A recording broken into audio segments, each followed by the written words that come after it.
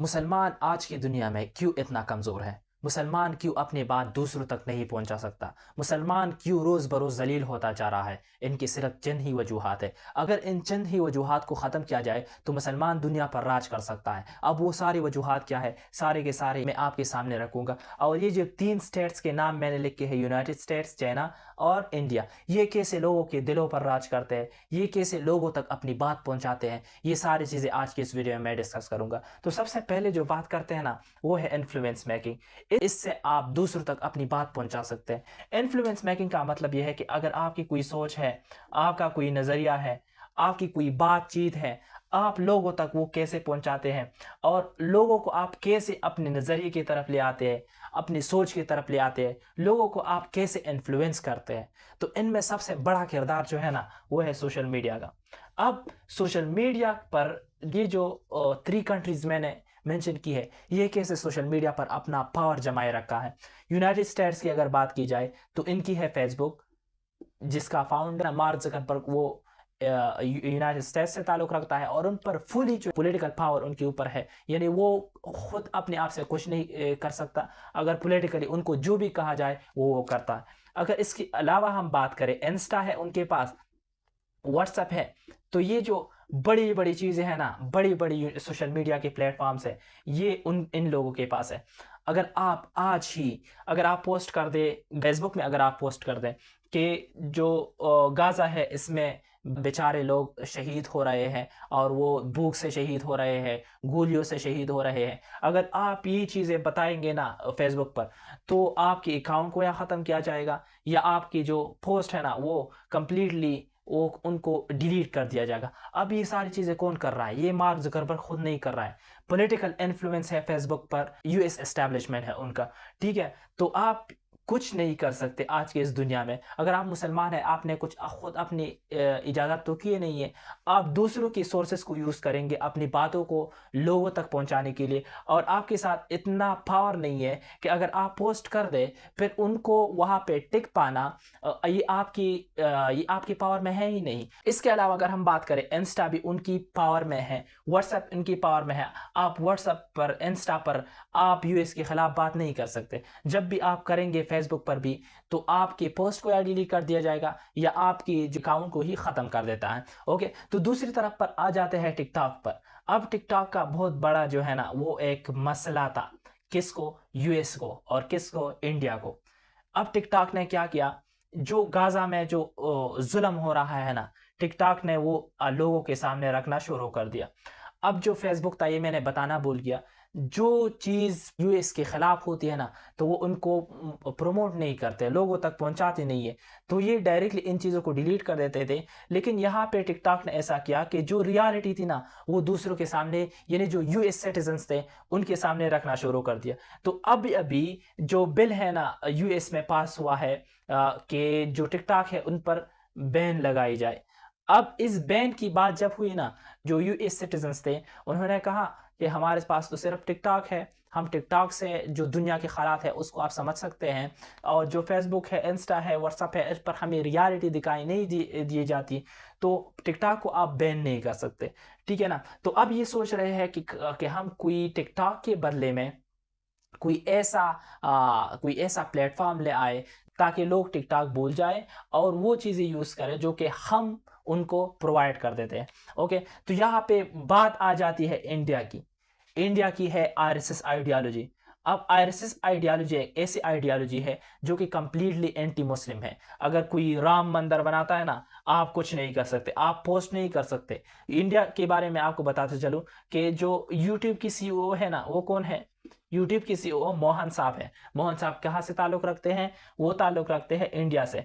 दूसरी तरफ अगर हम देखें तो गूगल का जो सीईओ है पछताई साहब, वो कहाँ से ताल्लुक़ रखते हैं? वो भी इंडिया से ताल्लुक़ रखते हैं। तो आप जब भी आरएसएस के बारे में बात करेंगे या इंडिया की जबर के बारे में बात करेंगे, so you would not be allowed to talk about that. अब रिसेंटली एक काम हुआ है, एक पाकिस्तानी यूट्यूबर था जिसका नाम था उस्मानी।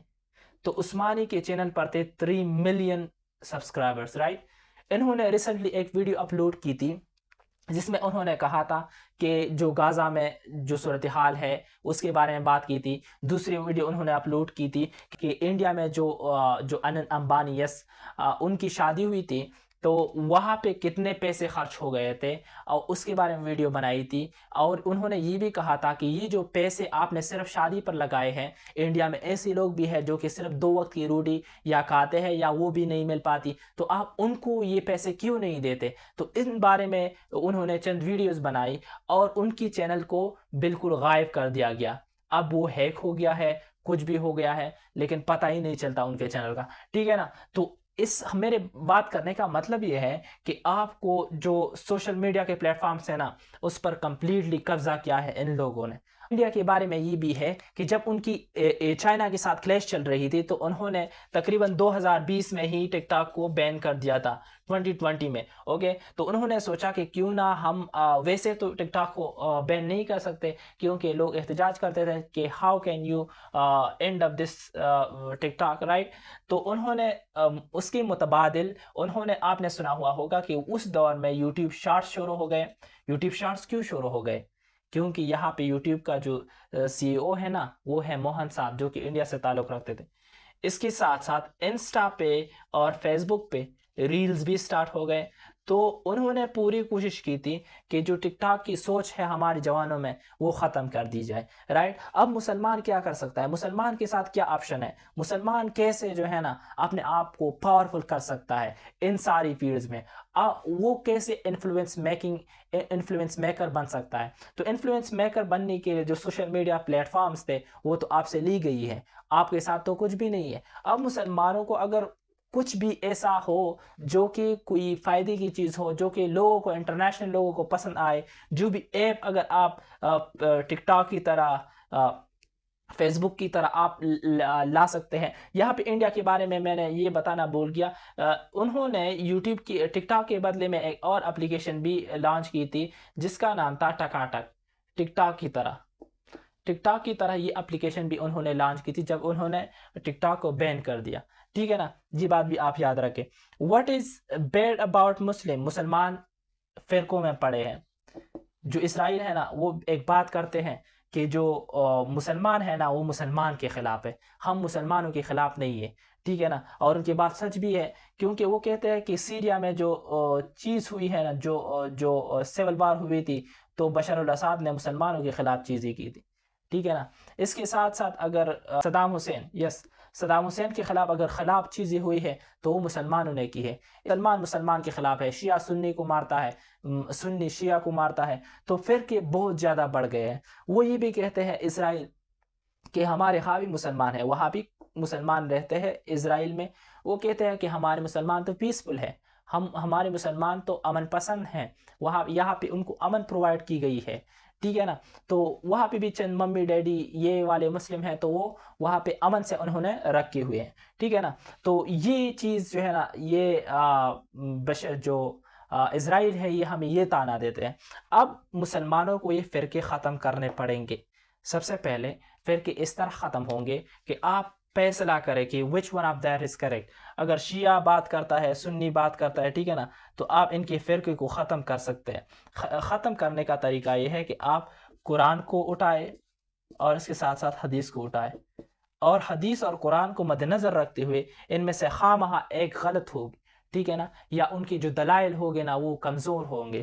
تو اس بیس پر آپ یہ کر سکتے ہیں کہ اس چیز کو، یہ جو فرقے ہے جو کہ مسلمانوں میں بہت زیادہ بڑھ گئے ہیں، ٹھیک ہے نا، اس کو آپ ختم کر سکتے ہیں ان ساری چیزوں سے. والسلام.